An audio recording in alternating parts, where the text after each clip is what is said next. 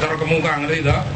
Dia nanya itu, pernah ndak Anda tahu nggak apa bedanya penyair dan politisi gitu? Ya nggak ada yang tahu. Dia bilang politisi itu orang-orang yang tersesat, orang-orang yang selalu salah tapi merasa dirinya benar. Nah itu politisi.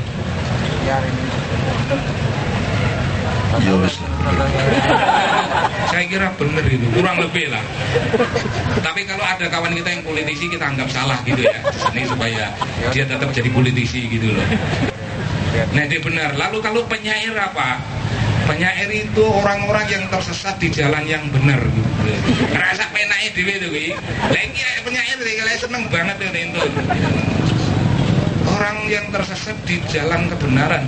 Jadi tempat yang benar itu ada sesatnya ternyata itu. Jadi kira-kira apakah nanti itu ada orang yang tersesat di surga gitu? Sebetulnya dia bukan surga tapi tersesat itu. Itu kalau itu betul berarti di sana itu tidak ada penjaganya. Nah, bukan itu yang pantas kita renungkan. Cara-cara kita menertawakan diri sendiri, cara-cara kita mengejek kehidupan kita sendiri, terutama kehidupan dalam bidang politik, yang cenderung sampai sekarang ini politik itu tidak pernah ada niat memberikan pembebasan kepada manusia. Nah, pekerjaan pembebasan itu yang mana?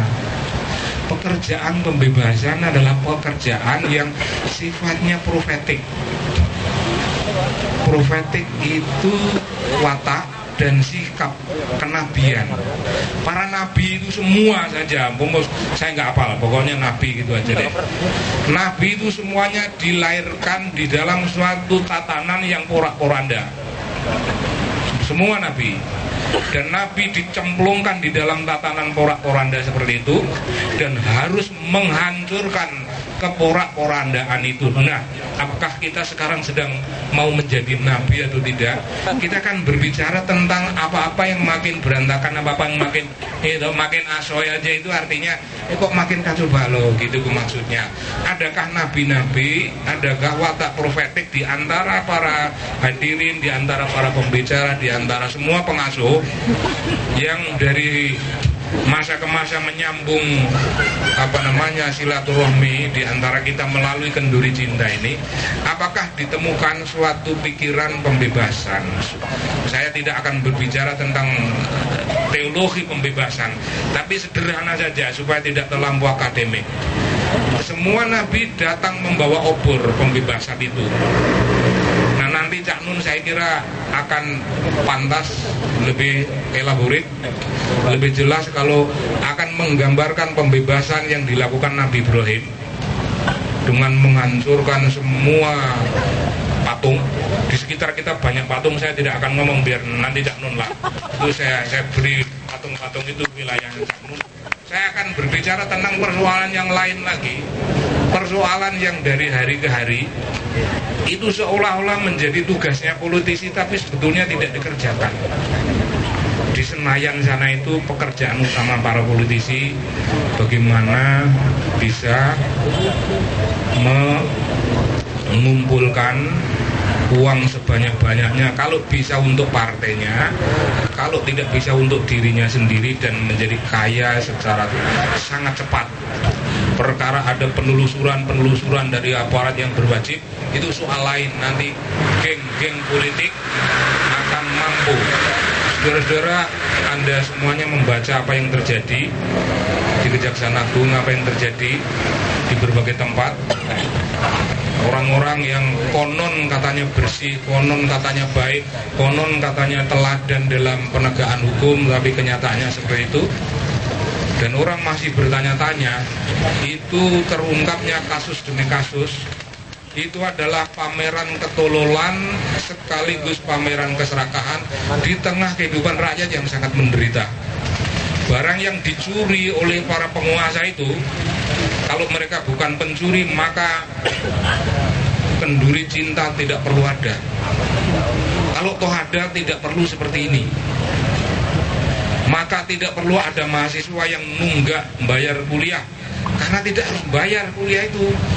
aslinya dari sana itu kuliah itu kewajibannya pemerintah membuat orang itu pintar. Tidak perlu antri, tidak perlu antri mencari formulir untuk diisi supaya mendapat pekerjaan.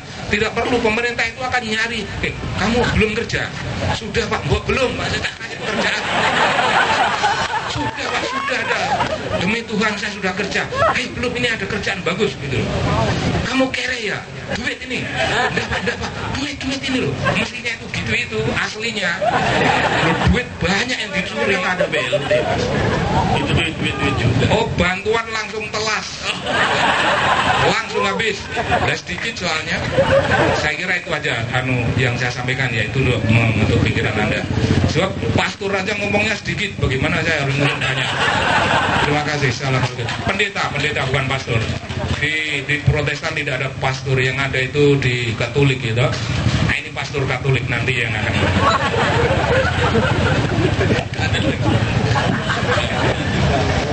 Oke, teman-teman sekalian, saya mengusulkan, saya mohon maaf malam ini saya tak mengambil peran sebagai dosen dalam satu mata kuliah yang partisipatoris. Artinya 70% harus merupakan partisipasi dari para mahasiswa. Ya, nah metode ini untuk mengukuhkan bahwa Kenduri Cinta adalah satu forum yang egaliter, liberal, bahkan ultra liberal. Kalau yang diserbu di Monas kemarin kan aliansi kebangsaan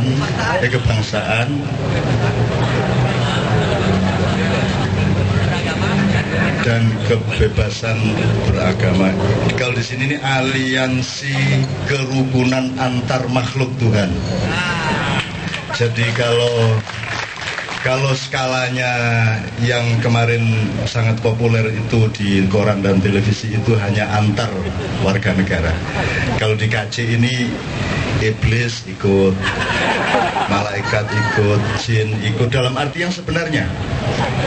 Kecuali bagi yang tidak pernah memiliki kepekaan dan keinginan untuk mengenali sesama makhluk. Nah, saya sangat serius dalam soal ini. Jadi iki aku randagel. Kalau saya ngomong iblis, itu benar-benar iblis. Bukan simbol dari kapitalisme atau apa. Karena kegagalan peradaban manusia sampai abad 21 ini adalah kegagalan memahami, mengkorupsi eksistensi iblis. Karena iblis dianggap kompetitornya Tuhan, iblis dianggap memiliki kerajaan jahat dengan strukturnya dan dilawan atau melawan Tuhan dengan kekuasaan dan strukturnya. Itu dikeluhkan oleh iblis kepada saya. Cak, saya demi Allah, saya bukan menyayangi Tuhan dan saya tidak melawan Tuhan. Saya berada di dalam struktur Tuhan dan sekedar menjalankan apa-apa sejauh diizinkan Tuhan. Jadi sekali lagi iblis bukan kompetitor, dan dia mengatakan di Al-Quran, inni akhafullah, sesungguhnya aku sangat takut kepada Allah. Ini sangat serius ini Mas ya. Iblis itu nama aslinya dia adalah Azazil kalau dalam Al-Quran. Kalau di dalam Hasanah Jawa kuno dia bernama Idajil. Kalau Jawa lebih ke belakang lagi, Jawa pra Ibrahim, dia bernama Semara Bumi atau Semorobomo, yang kelak diterjemahkan oleh Sunan Kalijogo menjadi Semar, tapi dikompromikan secara budaya Jawa dengan dibagi menjadi 3 karakter. Satu memimpin alam semesta, satu memimpin bumi di kalangan orang baik, yang satu menemani orang-orang jahat. Yang di alam semesta itu namanya Junggring Saloko, raja atau iblis di situ berperan sebagai Betoro Guru. Kalau yang menemani orang baik-baik namanya Semar, kalau yang menemani koruptor-koruptor namanya Togog. Itu pemahaman secara Jawa. Nah, di dalam Hasanah pra-Islam ini, pra-Arab ini, kalau Jibril itu disebut Joborolo atau Jabarala. Kalau Mikael disebut Makahala atau Mokoholo. Israfil disebut Hasarapala atau Hosropolo. Kalau